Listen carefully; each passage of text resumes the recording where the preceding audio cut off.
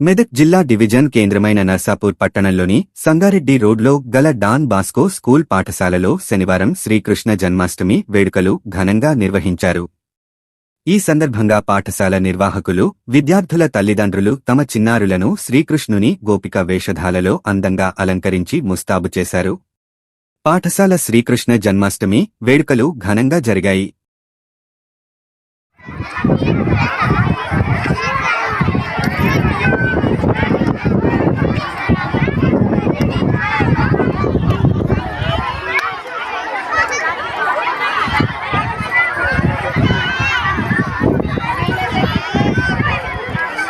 हर्षित